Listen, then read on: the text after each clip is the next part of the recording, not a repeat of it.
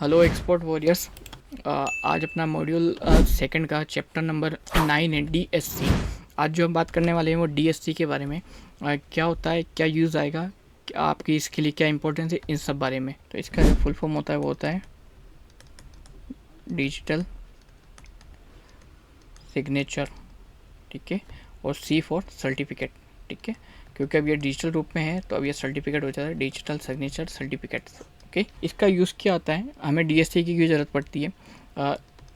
आपको जो डीएससी का ज़रूरत पड़ेगा वो डीजीएफटी की वेबसाइट पर पड़ेगा।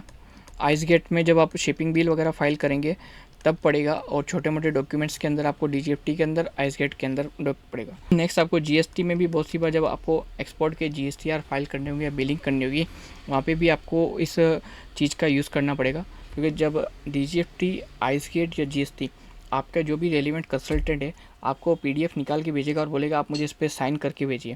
तो एक फिजिकल फॉर्म में साइन करना काफ़ी मुश्किल होता है, क्योंकि वो कुरियर से आपके पास भेजेगा, आप कुरियर से उसके बाद वापस भेजेंगे, टाइम टेकिंग प्रोसेस है। इसलिए गवर्नमेंट ने डिजिटल सर्टिफिकेशंस को अलाउड किया और डिजिटलाइजेशन किया।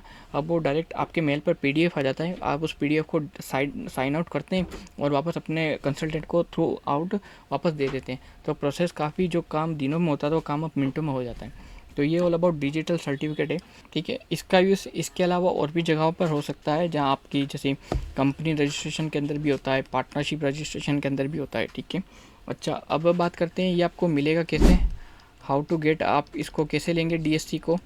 तो डीएससी को देने के लिए गवर्नमेंट ने अलग अलग बॉडीज़ बनाई है, सर्टिफाइंग अथॉरिटीज़, जो आपके साइन को सर्टिफाइड करती है, ठीक है, ठीक है। सर्टिफाइंग अथॉरिटीज़, ये अथॉरिटीज़ सर्टिफाइड करती है आपके पैन कार्ड के बिहाफ पर, आपकी केवाईसी के बिहाफ पर, आपके जब भी आप इनमें अप्लाई करेंगे आपकी ये वीडियो बना कर लेंगे, ठीक है, और भी डॉक्यूमेंट्स जो आप डिमांड करेंगे वो आप इनको देंगे। इन सब के बिहाफ पर आपके लिए डिजिटल सिग्नेचर सर्टिफिकेट बनाएगी और इनको सर्टिफाइंग अथॉरिटीज़ बोलते हैं। मैं आपको बताता हूँ डीएससी टोकन, ये कुछ इस टाइप का दिखता है डीएससी, ठीक है ना। इसमें अलग अलग क्लास होती है, क्लास 1, क्लास 2, क्लास 3 भी। अपने को क्लास 2 का चाहिए होता है आइसगेट तक की वेबसाइट पे, जहाँ आपका नाम आ जाए, आपका जीएसटी वगैरह आ जाए, इन सब चीज़ों के बारे में, ठीक है। डीएसटी टोकन ऐसा दिखता है। हाउ टू गेट डीएसटी, तो मैं आपको बता देता हूँ ये वाला। सबसे पहले आपको डीएसटी अप्लाई करने के लिए आप ई मुद्रा पर जा सकते हैं, ठीक है। आप अलग अलग वेबसाइट इसके लिए अवेलेबल हैं, आप देख सकते हैं किस वेबसाइट पर आपको जाके बनाना है।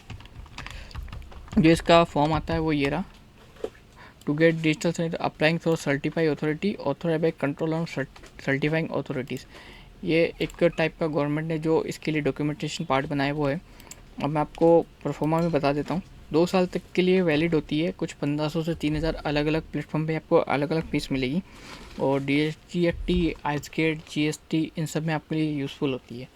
तो this is all about DSC. यहाँ देख सकते हैं आप साइनिंग डॉक्यूमेंट से, आईईसी में तो मैंडेटरी होती है, कस्टम फिलिंग में अभी आधार ओटीपी के थ्रू भी काम होता है, पर डीजीएफटी में या डीएससी तो फिर भी मस्ट ही है आपके लिए। ई मुद्रा, सीफी, कैप्रिकॉम, एनएसडीएल, इन सब से आप ले सकते हैं, ठीक है ना।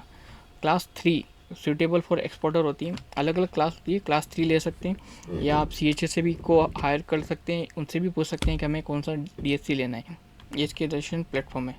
तो फ्रेंड्स, ये ऑल अबाउट आज के लिए डीएससी का हमारा चैप्टर है। तो वॉरियर्स, आपको मज़ा आ रहा है। अभी तक हमने मॉड्यूल 2 के 9 चैप्टर कंप्लीट कर लिए, और 9 चैप्टर नहीं, हमने 9 तरह के सर्टिफिकेशंस, 9 तरह की कंप्लायंस एंड रेगुलेशन को फॉलो किया है हमारे एक्सपोर्ट बिजनेस को सेटअप करने के लिए। तो आपको सेशन कैसे लग रहे हैं, वीडियोस कैसे लग रहे हैं, मुझे अपनी कम्युनिटीज़ में आके बताएं। आपने कितना सीखा, कितना लर्न किया, मुझे ज़रूर इस बारे में बताएं, तो मुझे जानकर अच्छा लगेगा और इसमें इम्प्रूव कर सकेंगे हम नेक्स्ट टाइम के लिए, ठीक है। तो ये चैप्टर भी हमारा क्लोज होता है। अब मैं आपसे चैप्टर 10 और चैप्टर 11 जो हमारा वेबसाइट B2B बिल्डिंग ब्रांडिंग, और जो चैप्टर 11 हमारा डिजिटल टूल्स के लिए, उनके लिए हमने अलग से सेपरेट मॉड्यूल्स बनाए, बड़े मॉड्यूल, क्योंकि जो आपने अभी 9 स्टेप किए, आपने RCMC, AD code, bank letter, current account, PAN card, ये सब आपने ना एक गवर्नमेंट का की नज़र में एक लीगल स्ट्रक्चर बने कि इंडिया में आप इस तरह काम कर सकते हैं। लेकिन जो हमारा इसी में चैप्टर 10 आता है, चैप्टर 11, वो इसी मॉड्यूल का पार्ट है, लेकिन हमने उसको एक अलग मॉड्यूल में कवर इसलिए किया ताकि आप ऑनलाइन दुनिया, एक्सपोर्ट के वर्ल्ड में अपने आप को रिप्रेजेंट कर सकें, एज अ ऑनलाइन प्रेजेंस बना सके अपनी, ताकि बायर आपके ऊपर इजीली ट्रस्ट कर सके, क्योंकि बायर उस पर ट्रस्ट नहीं करता आपके डॉक्यूमेंट पे, बायर आपकी प्रेजेंस को भी चेक करता है, आप सोशल मीडिया पे कितने एक्टिव हैं, आपका वेबसाइट कैसा है, आपका प्रोडक्ट, आपका कस्टमर, आपका रिव्यू, ये सब कुछ देखता है। तो ये एक ऑनलाइन प्रेजेंस भी आपको सेटअप करनी पड़ेगी। तो ये चीज़ हम आगे मॉड्यूल में कवर करेंगे। अब मैं आपसे मिलूँगा चैप्टर 12 के अंदर डायरेक्टली। ओके, तब तक के लिए थैंक यू।